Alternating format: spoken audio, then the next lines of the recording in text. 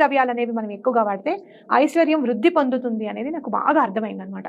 అందుకే మనకి షోడశోపచార పూజల్లో కూడా అమ్మవారికి అయ్యవారికి చేసిన అమ్మవారికి చేసిన ప్రత్యేకించి అమ్మవారికి చేసేటప్పుడు ఖచ్చితంగా కుంకుమ సమర్పించండి, హరిద్రం అంటే అలాగే పసుపు సమర్పించడం షోడశోపచార పూజలో చెప్తున్నాను నేను.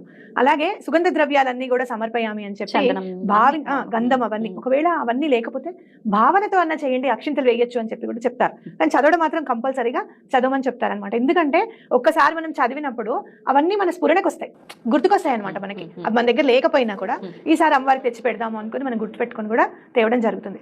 అయితే ఈ జవ్వాదిలో మాత్రం ఖచ్చితంగా ఐశ్వర్యాన్ని వృద్ధి పొందించేంత మాత్రం ఖచ్చితంగా ఉంది అని మనం చెప్పుకోవచ్చు.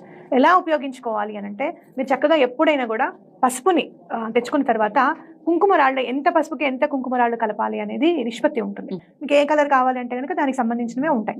అయితే మనం చాలా మాత్రం అమ్మవారికి ఉపయోగించేది మాత్రం కొంచెం మెరూన్ కలర్ లో ఉంటుంది, అది ఎక్కువగా వాడుతుంటాం శ్రీచక్రాన్ని. ఇట్లాంటి రెడ్ ని వాడకూడదాక?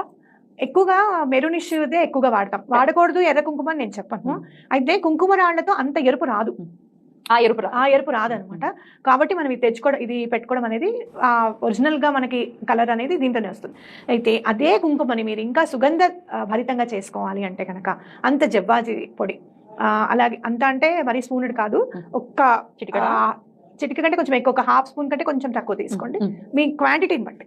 ఒకవేళ మీరు ఒక 200 గ్రామ్స్ కుంకుమ తెచ్చుకున్నారనుకోండి, కొంచెం ఒక 2 చిటికలు వేసుకోండి, జవ్వాది పొడి సరిపోతుంది. అంతకన్నా అక్కడ అక్కర్లేదు, వేస్ట్ చేసుకోకుండా మళ్ళీ ఉపయోగించుకుంటాం కదా మనం. అలానే కొంచెం గంధం పొడి కూడా కలుపుకోవచ్చు కుంకుమలో. ఇప్పుడు ఏంటంటే సుగంధం అనేది మనకి బాగా కుంకుమ ఇలా తీయంగానే మనకి అర్థమైపోతుంది అనమాట. అలాగే మీరు దీపం పెట్టేటప్పుడు కూడా, ప్రతిరోజు దీపం పెట్టేటప్పుడు కూడా ఏదైతే మనం ఒత్తి పెడతామో ఆ ఒత్తికి కొంచెం ఈ జవ్వాది పౌడర్ రాస్తే కూడా చాలా మంచి. అంటే నూనెతో పెట్టినప్పుడు కూడా రాయొచ్చు, తప్పలేదు, స్మెల్ వస్తుంది, చాలా